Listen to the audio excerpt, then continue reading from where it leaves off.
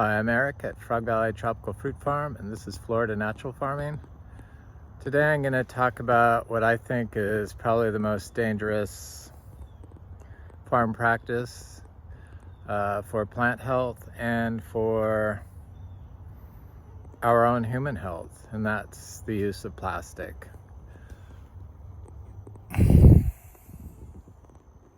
I'm also going to look at fruit trees while I'm doing it because we are a rare tropical fruit farm. We grow everything naturally. We don't water anything. We focus on soil health and plant health because they're one and the same. And so this is a rare fruit tree called Artocarpus parvus, or the kwai muck, used to be known as Artocarpus hybrogyrus.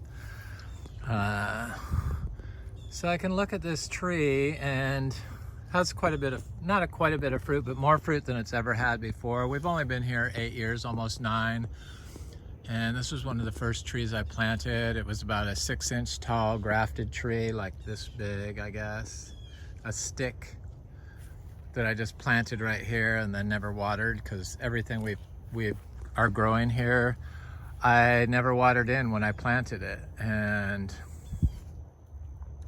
eventually my partner wanted to connect stuff to water, so for 9 months, about two years after I planted this tree, we put a well in and we connected our trees to water, and stuff started dying and stuff just wasn't doing good. So I said, we're going to stop watering and we're going to grow out the orchard floor, and that's what we did. So I'm like obsessed with my health and the health of our soil, and I don't think you can have one without the other.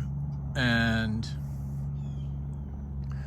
one thing I'm paranoid about, and I think probably is the most dangerous or the most damaging to plant health and soil health and gut health, our gut health, is plastics. And nowhere are plastics used more than in agriculture. They use it to wrap the food, they use it to put on the soil as mulch, they use it to distribute water, they use it to grow hydroponically. It's just used everything. They use it in greenhouses, they use it in insect netting, they use it in deer prevention, they use it in electric fencing. It's just everywhere. It's almost impossible to get away from. And the mangoes, we're still got mangoes, they're doing good. Every now and then I can see a fruit on these trees that I missed. The plastic mulch that's allowed in organic agriculture puts plastic directly into the soil, microplastics directly into the soil, along with, watering systems do it, and tires from cars. So if you're along a road, a busy road, you're more likely to have microplastics in your soil than if you were like further out in the country, probably. Well, not probably, definitely. So I try to keep current on the research around microplastics and the damaging effects. I can't really watch them on YouTube because my partner hates watching that type of stuff because he gets depressed. And so I have to read everything, secretly read everything. And I usually go to the National Institute of Health for studies, and there's been some recent studies come out. Look at this bananas. All this stuff grows without being watered. You don't need to water. Definitely don't need to mulch out all this stuff when you have tropical fruit trees. This is all carbon in the soil, which is hard to do in sand. So I know that this is indicative of a healthy growing area for tropical fruit trees, just because it's so robust and healthy. If it was anemic and short and non-diverse, but mostly if it was short and didn't grow very fast, then that would be a sign to me that the soil was compacted. But So I read these studies, and I know that organic agriculture uses plastic mulch in place of what should be used is straw or leaves or anything natural like that can degrade and help the soil, fertilize it. But no, they use plastic mulch, and nobody even talks about it. And so all these biohackers, these metabolic doctors, these functional medicine doctors, I like watching them, but they seem always to be a bit repetitive, much like my YouTube channel, I guess. I always look at the same stuff, but I try to switch it up and keep current on studies and stuff like that. So I do make an attempt to do that, but they all seem to, all the functional medicine doctors all seem to say it's diet, and either they say it's protein or they say it's plant-based, and some say it's Mediterranean. So depending on which one you listen to, that's the one that probably what you follow. So I'm plant-based. I eat whole foods, plant-based. It works for me. I do it for my health. I did it before I saw any studies on it, and I just did it because I was always in chronic pain. So they're finding that all these microplastics wind up in the plants, in the food we eat. So I'm going to do a link to a study of microplastics in plants, and they negatively affect the plant's metabolism. So their photosynthesis, their cell size, their ability to create metabolites, just any number of natural processes that microplastics hinder. So basically they disrupt the plant's metabolism because the soil gets what is akin to gut dysbiosis. So it causes, it can create a more prolific or greater diversity of biology in the soil, but the changes that it causes in the soil are not plant promoting in general, and that's the studies I've read. So I'm looking at this cashew tree because it is like still got flowers on it, but I don't see it setting any fruit. So the cashew is kind of here and come and gone for the season, but it's still trying to flower and fruit. So maybe we'll get some. It seems to have a big spurt of fruit, like 2 months, and then it's over with for the year. But I'm okay with that. So the microplastic cause soil dysbiosis and biological soil dysbiosis. And in us, when we consume the microplastics in our food, we drink in our water because distribution of water in plastic. And we breathe because they're in the air now, especially if you live along a road. They cause gut dysbiosis. I'll do a link to this study and in the reference section at the bottom of my about this video.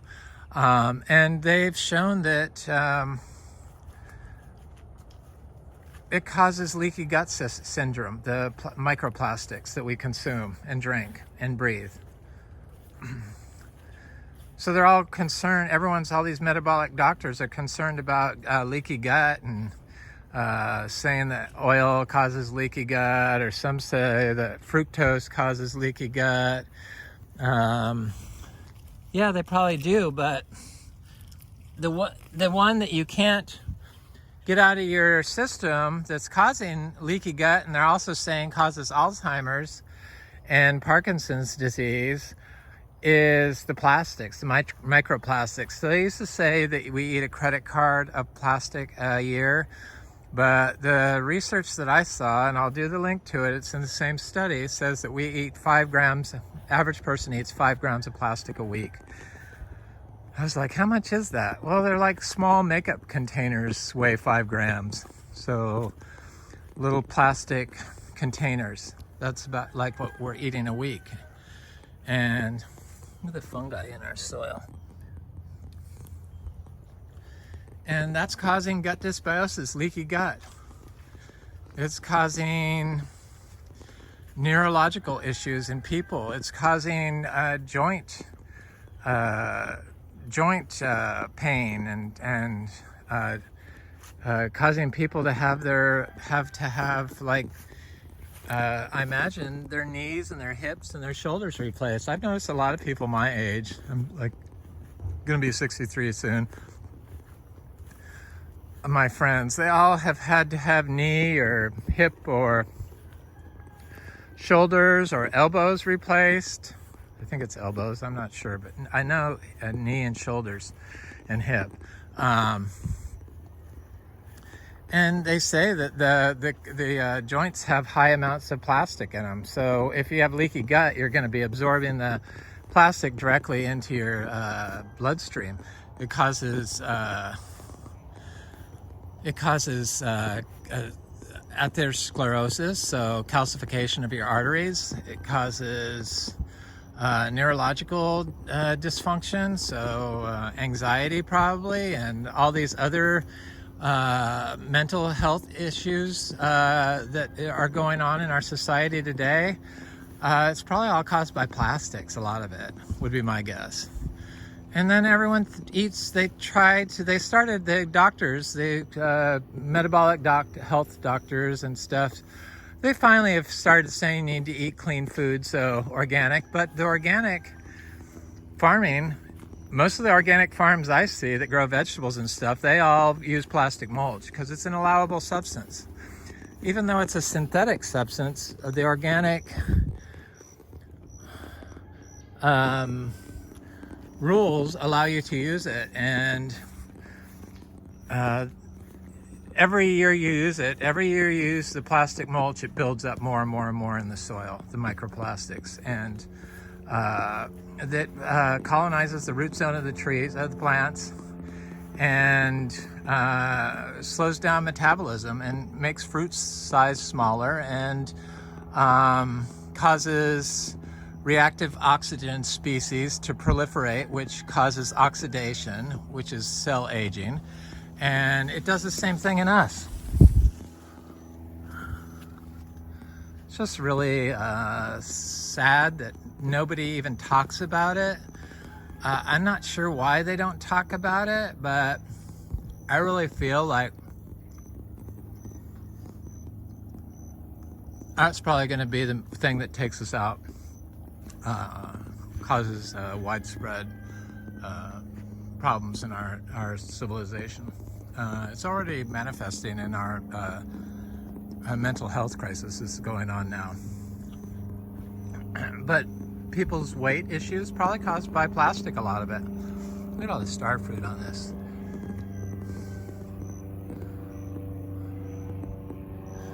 Carries star fruit.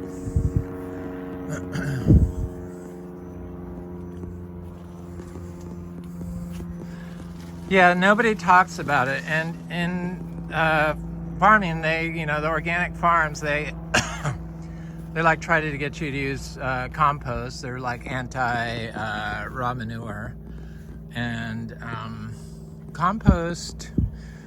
The compost method they keep pushing is the Johnson Sioux incinerator, which wraps their compost in plastic cloth and then keeps it watered, I'm sure with plastic tubing to deliver the water, and they put PVC pipes through it for aeration with holes in it. So it's a plastic infused compost, which is just going to add plastic to your system. And then if you're growing under a hoop house made of plastic, it's even worse. It's even worse. And it builds up, and we polluted all of our agricultural soils with biosludge, not all of them, but because fertilizers are made from biosolids or biosludge, or reclaimed human waste or industrial waste, and they're high in heavy metals and forever chemicals, and a lot of them are high in plastics. Plastics absorb heavy metals and forever chemicals. And a lot of these plastics are made from phthalates and all kinds of polymers that are all known forever chemicals. So not only do they contain the forever chemicals, but they attract them along with the heavy metals. So that's what is causing a lot of our disease. It's the plastic, and we really need to start talking about it and wake people up to the dangers of it. And the functional medicine doctors, they do a good job trying to steer you towards eating plant-based, or, you know, the molecular health clinicians, they try to steer you towards eating protein, keto-based. And the animals, they contain a lot of plastics also, because of the feed and the fertilizers used to grow the grains contain microplastics and all kinds of chemicals. And you know, they wash the areas out with plastic rubber hoses that then are filled with microplastics. Just because you can't see it doesn't mean it's not there. We had a well put in, and it was a PVC lined well, or a PVC pipe well. For 60 gallons a minute it shoots out of the ground, which we can't use because I'm too paranoid about the plastic. Plus it's the wrong pH water, so I don't use it. So I see this little Cedar Bay cherry is got flowers on it, and I see it's got a little fruit set here, or that's a flower, I guess.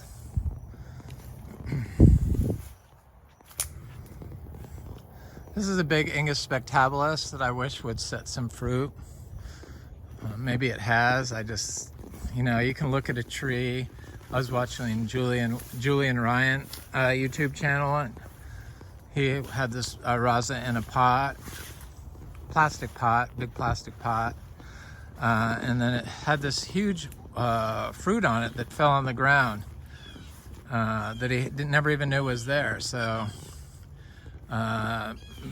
there's so many tropical fruit growers that grow in plastic pots, probably because they don't produce a lot of fruit. It's probably not that bad, but probably the amount of plastic that fruit has in it is pretty high.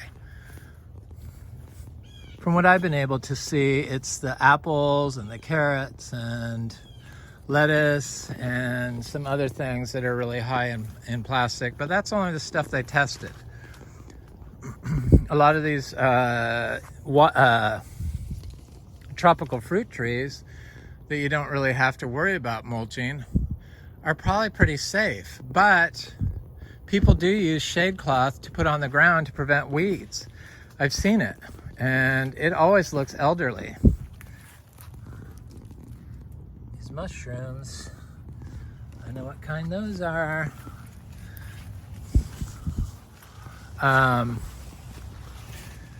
It's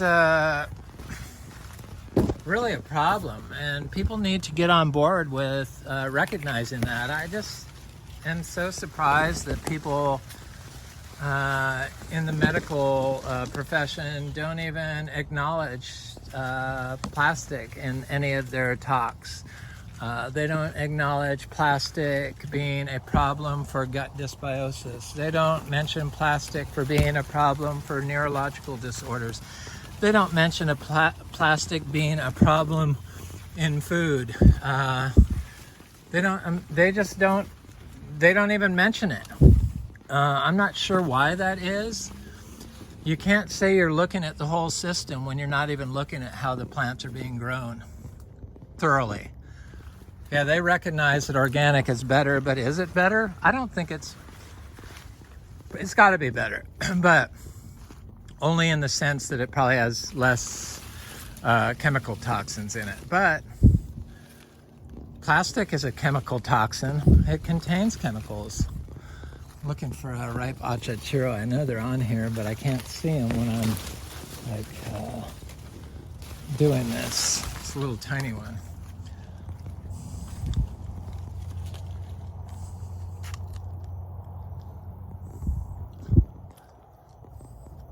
I am no better. I have plastic steaks I need to get rid of. I still use plastic buckets, and I need to get metal ones. I'm going to try to do that today.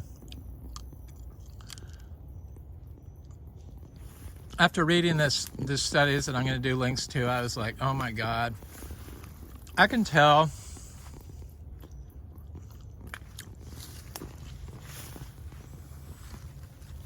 what my food makes me, how my food makes me feel. And it's because I stopped eating at restaurants during 2020 when the lockdown happened. And I never went back to it because I felt so much better when I stopped eating at restaurants that I knew something was wrong with the food system. And that made me pay attention to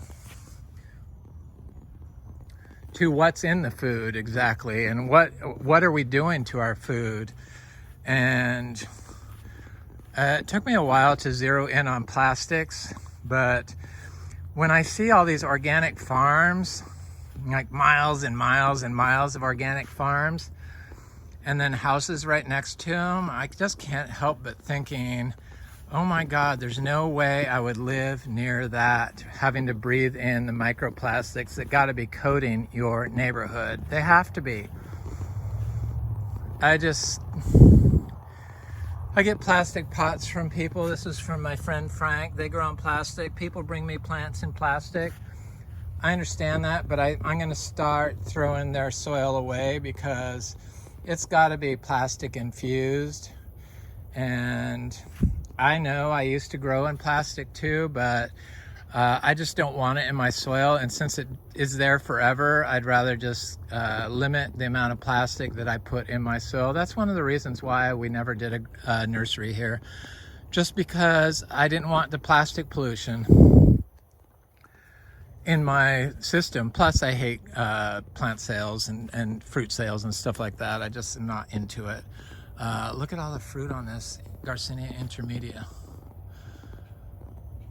Try to step in here without stepping on anybody. I'll go over here. They're really kicking into high gear here. This is the Garcinia intermedia. Good sized fruit. That's as big as that achachiro. Most of the achachiro's been big, but there's been some small ones.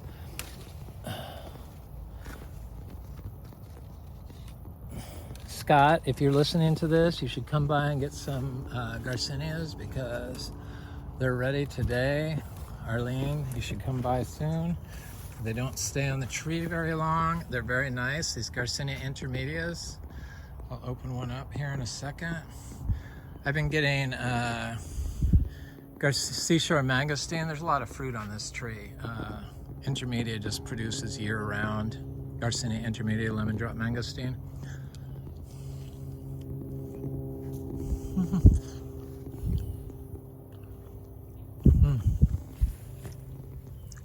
I was looking for this Polyteria.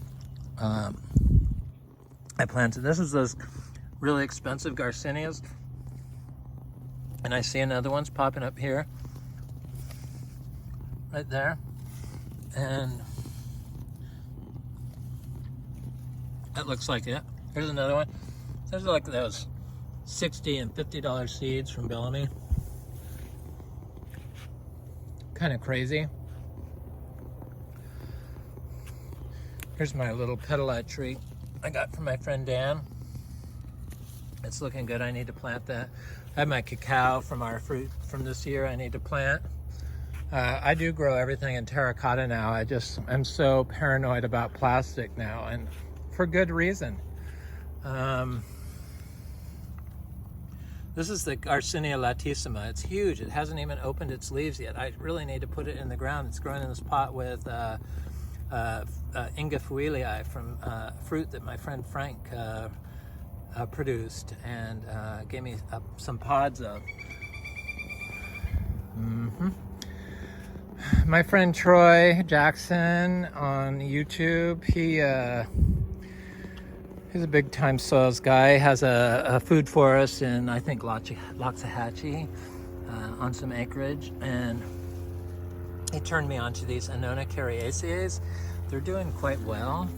Thank you, Troy. And he also wanted to see how our durian was doing. So that's looking good. That's the Annona cariaceae. So the durians are looking good. This one is getting quite big. I noticed a difference between growers. So I'm not going to even say the growers, but I got from 2 different growers. The ones I got from Puerto Rico are doing good. The other ones are okay. This one seems to be taking off now finally. But they survived the winter just fine, into the 30s, no problem whatsoever. I got a little yellowing of the leaves, so they are slightly cold sensitive, but when you focus on soil health and you minimize plastics, and your plant's ability to handle abiotic stress are greatly enhanced, especially when you have all these plants, these community of plants growing with it, diversity. This is a little coffee tree. This is a cacao tree. There's a pulisan tree. But they all seem to do quite well. And I'm looking for there's another cacao tree. Looking for the little seedling I just planted of that Poiuteria. Here it is. Looks really good. These don't compete with the plant. Probably the plastic competes with your plant's ability to grow fast, for sure. And it definitely affects the metabolism of your tree. If it causes gut dysbiosis in us, it's causing soil dysbiosis. So your biology in your soil is out of balance, and it's not in a plant beneficial way. Sure, they've shown some studies where it's helped, but yet not over the long term. Over the long term, it's very detrimental. So these agricultural institutions or farms that use plastic religiously in everything they do are just creating basically Superfund sites out of their soil system. And it's all about the soil. And you can call yourself organic, but I don't look at any farm that uses plastic as organic. If they're using it as mulch, I don't look at them as organic. If they're growing hydroponically, I don't look at them as organic. Organic is just too lax. They're letting too much non-organic practices infiltrate their organic farm standard. And biodynamic is probably a little safer, though you can get away with a lot of unhealthy practices by just getting a waiver in biodynamic farming. I think it's probably the best form of farming if you're eating food, but definitely biodynamic is the safest certified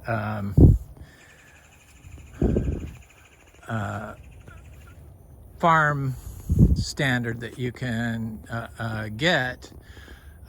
If you don't know how your growers growing your plants. And you can see, all you have to do is go to the farm and see how they're growing. If you see plastic mulch all over the fields, you know that you're going to be consuming a lot of plastic. So like 5 grams a week that they say most people consume. People need to talk about it. That's why I'm keep bringing it up, because it's just like I keep waiting for one functional medicine doctor to mention plastic, but none of them do. And yet that's probably the worst thing there is for metabolic health. Probably triggers a lot of the other symptoms that they're blaming on fructose, where if your gut was working good, you could probably get rid of all that sugar. I don't have any problem eating 15 mangoes. My blood sugar doesn't spike. It might if I did a test, but I can't feel any loss of energy. But I focus on my overall health and limiting my exposure to plastic. I won't drink out of a plastic water bottle unless I filter it. And I won't drink any water unless I double filter it, so with a carbon filter and a reverse osmosis system, and then structure it. You just have to today. And I just little tiny tweaks like that on what I consume have really optimized my neurological health, and I don't get any anxiety or any pressure from anything anymore. When I first started doing this, I would get a little anxiety when people would come over here, and I could really get affected by someone's energy. But now I don't really let it bother me, or if it does bother me, I turn it into a good thing. I do like to talk about it. That's why I've talked about visits on this YouTube station. Most of them have been good, but none of them even consider plastic. And tropical fruit growers collect plants, and they collect them and grow them in plastic. So the creatures have been getting this seashore mangosteen. They've been getting the fruit. They got this fruit, and they've been picking it off the tree, because it does start smelling really good. Here's a little tiny fruit of it, just turning red. And there's some green fruit, there's some big fruit, but I've been coming out here, I haven't been able to get ripe fruit because the creatures have been getting it and knocking it off the tree. I've been eating it anyway. It's really good fruit. It's not very sour. It's like a perfect balance of sweet and sour. It's very good. It's delicious. In fact, I like it. I like it better than the seashore mangosteen. I mean, not the seashore. No, I mean, this is the seashore mangosteen. I like it better than the lemon drop mangosteens. The fruit is red when it's ripe. It's a relative of mangostana. But now that they're changing color, I'm beginning to see quite a bit of fruit on here. I was thinking that I didn't have very much fruit, but there's a lot of fruit on here. This is just my latest mangosteen that I fruited. We've got 8 fruiting species now. We grow about, 35 different species of Garcinia. All of them are unmarked. I just wait for the tree to fruit, and then I figure out which fruit it is. But they all seem to grow very well. Some of them I do know what they are, like Latissima, and I know some Mangostanas, and I can ID Achachiro fairly easily. So I'm waiting to see seeds of this pop up. I finally did plant some fully matured seeds, so I'm expecting that to happen soon. This is that Garcinia gardneriana, a lemon drop mangosteen, and it's got quite a bit of fruit on it. Not as much as the intermedia, but it's a good fruit. They're kind of smaller now. They were much larger, but I see it's starting to rebloom. They just continuously bloom. I do have all of these for sale. Gardneriana, intermedia, Braziliensis. This is Braziliensis. $4 each, unfortunately. That's what they are. I like Braziliensis. A lot of fruit on this. It's not going to last forever, so if you're watching this video in a month, we're probably going to be in between fruits, because here today, gone tomorrow.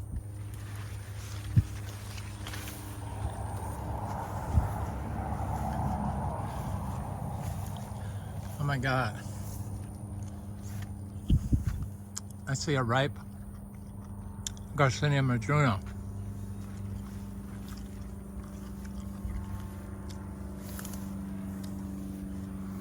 Garcinia, 2 ripe Garcinia madrunas. Here's one, and here's one. Got lots of green fruit on it still. They're fairly good size. Bigger than that Achachiro I showed you, but they're nice sized fruit.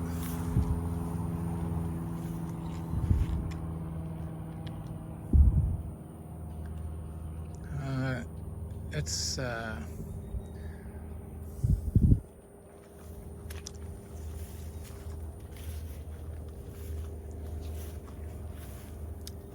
white fluffy fruit. Had 2 little tiny seeds.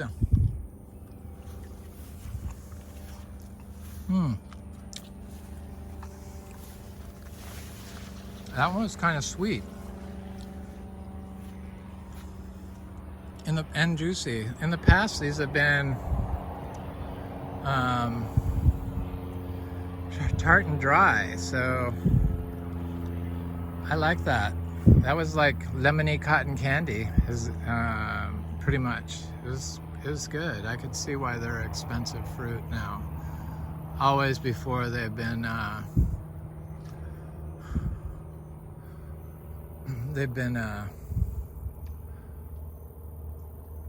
tart and dry. So there's the intermedia as a comparison, or as that Gardneriana, but you get the idea. They're a lot bigger. They're bigger fruit. They're more expensive. I don't really sell these because I'm trying to plant all the seeds. When people come by here, the Madruno, I sell the lemon drops. When people come by here, I let them taste, if it's ripe, Achachiro and Madruno and Seashore Mangosteen. Then they end up wanting, or keeping the seeds, because I'm not going to say, give me the seed back. I used to say that, but I understand people want to grow their own plants, but you need to grow them in like terracotta, not plastic, and start them in compost. Everything grows well in compost. I know some people adhere to other ways to grow. Whatever works for you. But I'm just saying what works for me, and I learned that from being a biodynamic farmer, though we are no longer biodynamic certified, nor are we organic certified. I do make these videos to show people how we grow. We did open up our pastures, so now I have my cows on 6 acres of pastures. Oh, they're happy. My little cow Pepsi went into the pond, and I thought Zebos didn't like water, but she went right in it, went all the way up to her shoulders, and she was the only one. And then she like jumped out onto the edge, like super, like 6 feet onto the edge. I couldn't believe it, but they're very happy. The grass is up to their backs, so everyone seems quite happy. The bananas are coming on strong. I haven't been pulling any pups off, so we've been getting lots of bananas. And then the sugar apples are here, so I need to come pick some sugar apples today. And here's one right here, perfectly ripe, got ants in it. Of course, ants love sugar apples, but so do I. So it's an easy peel, so you just peel it right off like that.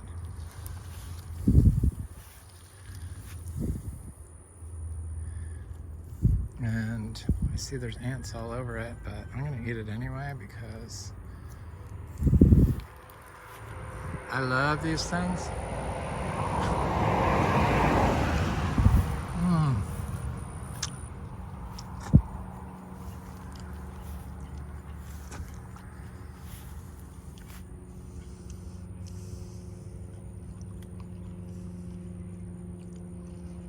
Yeah, if you wait until they're not completely ripe, then you don't get the ant problem.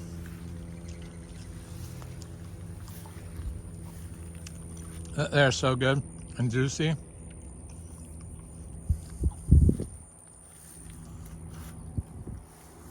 Not a lot of seeds.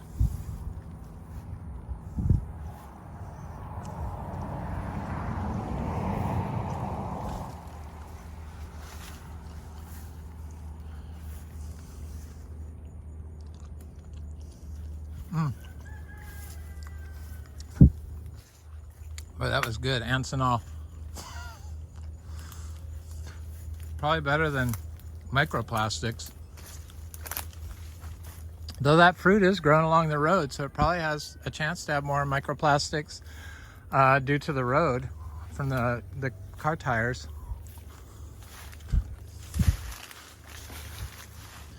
It's the Inga cinnamonii. It's gotten quite large. I don't see it flowering yet. This is a custard apple that's got some flowers on it.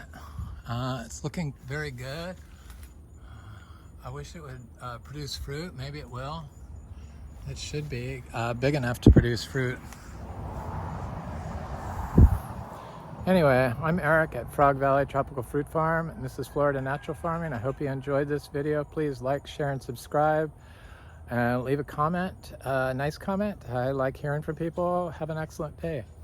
Remove plastics from your system if you can, for your health.